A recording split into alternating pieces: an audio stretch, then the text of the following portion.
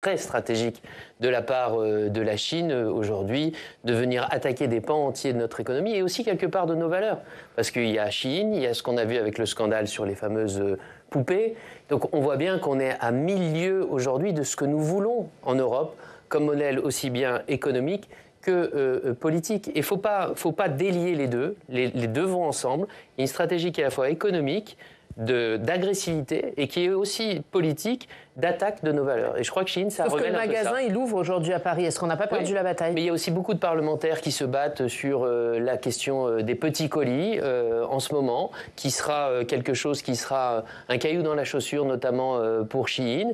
Puis je pense que la bataille, elle n'est pas perdue. Le gouvernement et Serge Papin sur le sujet est extrêmement mobilisé. Donc on verra dans les semaines qui viennent. Mais je pense aussi qu'il y a certains acteurs économiques qui devraient me remettre un petit peu de morale dans leur action, et y compris les magasins qui décident d'accueillir ces rayons-là. Je crois que quand on est des grandes enseignes françaises qui portent aussi l'image de la France, on doit avoir aussi un petit sens moral. Et aux consommateurs qui recherchent des prix bas avec des produits corrects, qu'est-ce que vous leur dites? Il y a un problème de pouvoir d'achat. Oui, c'est quand même ça le fond de l'affaire. Sans doute, mais pour autant, je ne suis pas sûr qu'il soit toujours nécessaire de changer de t-shirt, d'acheter un t-shirt par jour, même si c'est à bas prix.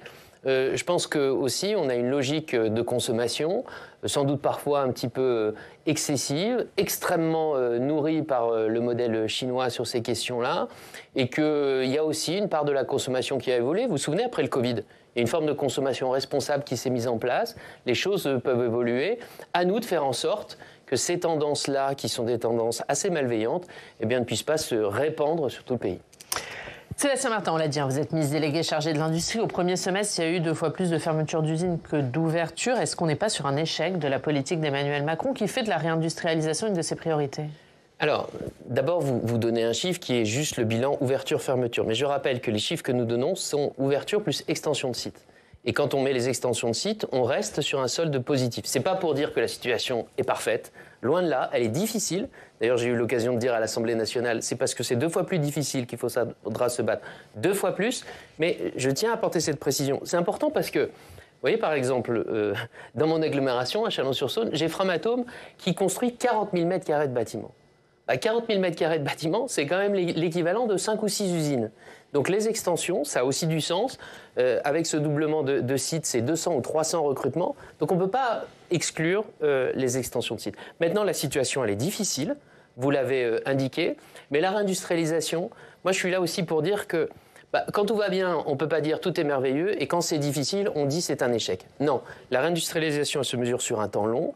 Il y a eu ces dernières années presque 500 usines qui ont été ouvertes.